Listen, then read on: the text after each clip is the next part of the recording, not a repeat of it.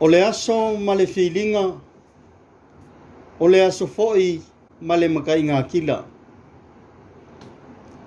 E mua mua o ngā au whākulou i le akua ua mafu ai le so. O le akua mai le vavau e o lava i le whavavau. O ke whākulou fo'i i le whika whaafongafonga mai a Samoa i a kungu e mamau ma Samoa ngei.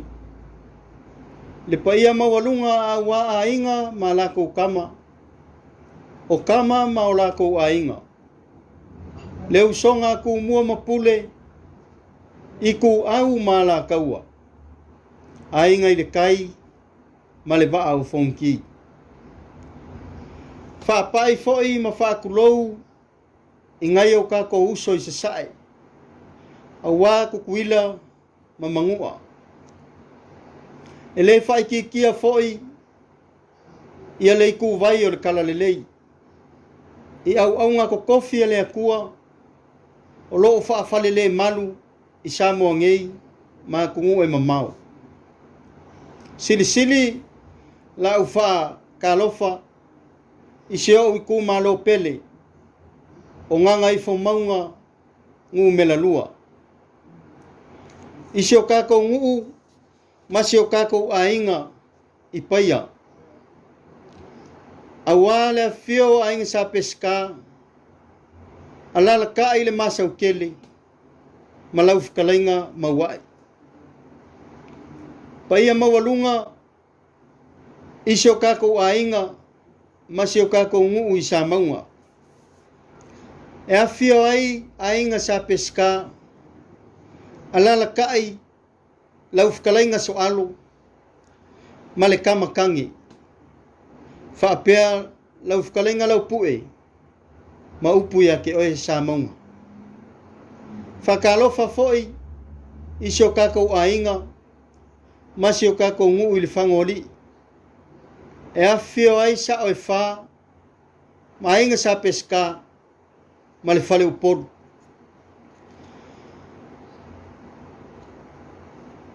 E le whai kia foi le whakalofa i seo kako ainga ma seo kako ngu i mkawai.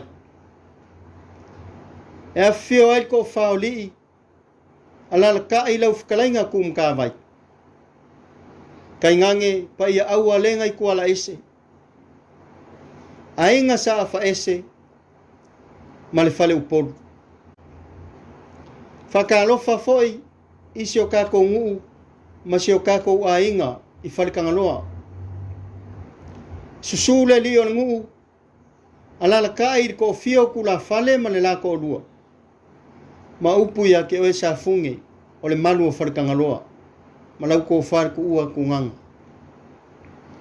E le whai kia foi le whakalofa i seo kako ainga ma seo kako ngu i whakuwalu. Pa ia e a fio kapa au ma le ngofo i ku ainga loko falfa o saus. Whakalofa ku foi ma ufa o lo whaku. E au aunga kofi a le akua. O lo whaapunga paulia ma whaafale le malu i seo kako i ku malo. Au wale ka ua swinga o le ipuvai o le ola. Au wale ngā luenga le akua. Ma lo le soifu manguia. Ma lo le langi e mama. Hau ke mangaku o se lao lao le leile ngei. O ke kakalo aku wai. Ma le anganga o le loko maulalo. Au a o kou o lo o yele pule. A o au e kaukua. Le whai ngā whiriwhiringa le pāloka la ikiki ar kako i kumalo le ako e alo kua ngei. Onga ua wala au le akua i kamao le i kumalo. Le fionga ia vaele pa ia aua ionga se kuingi. O ke kakalo kuai ma le anganga o loko maulalo. Ko mai alau pule. Ua au fia kaukua au wasi o kako i kumalo pele. Ai o ke le mawhai au se mea au wā o kou o loo yere pule. O le kakalo ma le anganga o loko maulalo au aunga kofi e le akua ma se o kako i kumalo. ua au fia kaukua aua le falikele o Samoa. E ofo aku lo kangaka akoa o vai foi malimange e kaukua ai si o kai ku malo pe au ko kusi au i lo kangaka whakauwa.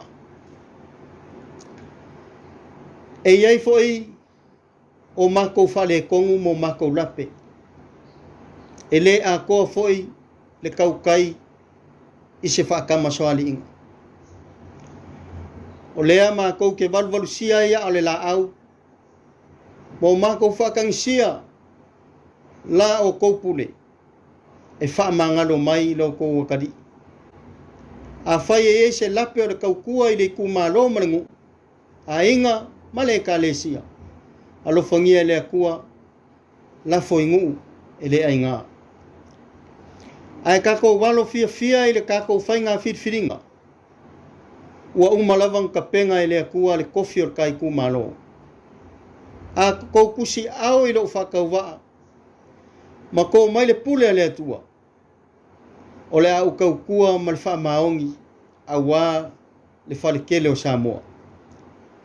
Anga le leile akua i le ka whainga whitwhiringa o le alo kua ngei.